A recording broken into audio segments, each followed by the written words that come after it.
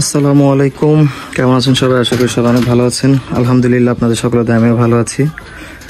তো আমি এর আগের ভিডিওতে দেখেছিলাম হাট থেকে যে এই দেশি কবুতরটার জন্য একটা ফিমেল পেয়ার এনেছিলাম, যেটা ডিম দিয়ে দিয়েছে মাশাআল্লাহ। একটু দেখানোর চেষ্টা করি, যদি দুইটা ডিমে দিয়েছে। যাক, আমি ডিস্টার্ব করবো না এটাকে। তো আমাদের ব্ল্যাক যে শর্ট ফেসটা ছিল, তো সেটা ডিম দিবে দিবে দিবে দিবে একটা অবস্থা ছিল।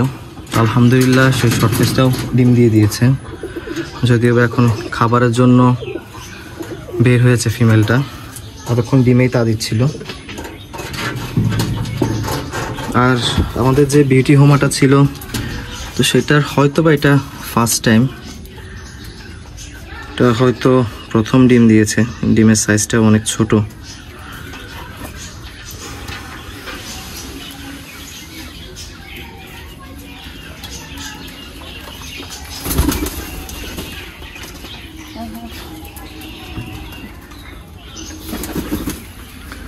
আর এই পোটার পেয়ারটা এখনো ডিম দেওয়ার হয়তো বয়সে আসেনি। আর এটা হচ্ছে যে সেই আমার 600 টাকায় কেনা শর্ট ফেসের ফিমেলটা। একটা ডিমই দিয়েছিল, হয়তো আরেকটা ডিম খামারে দিয়ে এসেছিল, ডিমটা ভেঙে গিয়েছিল, তো সেই কারণে ডিমটা আমি ফেলে দিয়েছি।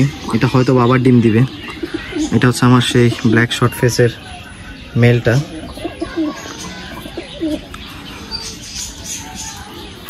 তো এখন কবুতরকে খাবার দিব।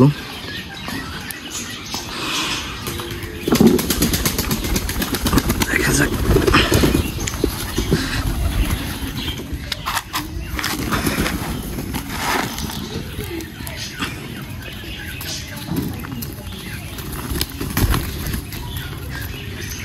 আমি সকালে আর বিকালে বেসিক্যালি 2 বেলা খাবার দিই। আর খাবারের ভিতরে ভুট্টা, গম আর ধানের পরিমাণ অল্প কিছু ধান, এগুলোই দেওয়ার চেষ্টা করি। আর এটা হচ্ছে আমার সেই দেশির ফিমেলটা, যেটা আনার প্রায় 1 সপ্তাহের ভিতরে ডিম দিয়েছে মাশাআল্লাহ। আর এদিকে হচ্ছে আমার মেল পোটারটা তো কুকুর অ্যাটাক করে পা ভেঙে ফেলে চলেছিল, ওটার পালক টালক সব কিছু ভেঙে ফেলেছিল।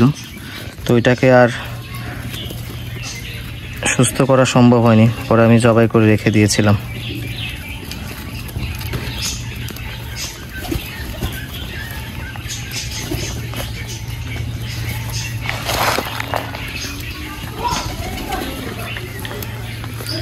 তো এদিকে আরেকটি ইন্টারেস্টিং যে বিষয়, এই ফিমেলটা আর এই লক্ষার এই মেলটা এটা পেয়ার নিয়েছে।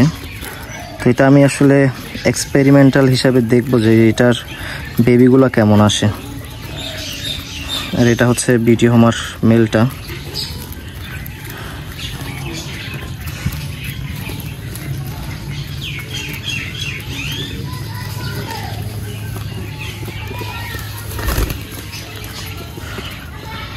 যখন খাবারগুলো একটু স্বাচ্ছন্দ্য বোধ করে খাক।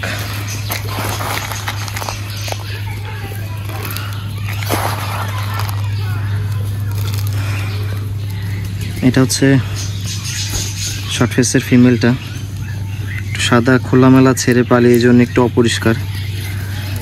আর ওইটা হচ্ছে মেলটা, আর ডিম থেকে এসেছে। এটা হচ্ছে আমার দেশি কবুতরের সেই মেলটা।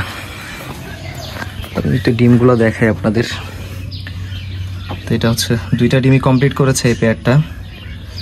ইনশাল্লাহ চলে এসেছে, ডিমে বসবে, কারণ চলে এসেছে খাবার না খেয়ে। তো এই হচ্ছে মোটামুটি আপডেট। আর এই হচ্ছে আমার সবগুলো কবুতর আলহামদুলিল্লাহ। তো সবাই আমার কবুতরগুলোর জন্য দোয়া করবেন, যাতে কোনো ধরনের আর দুর্ঘটনা না হয়। আমিও সতর্ক থাকবো ইনশাল্লাহ।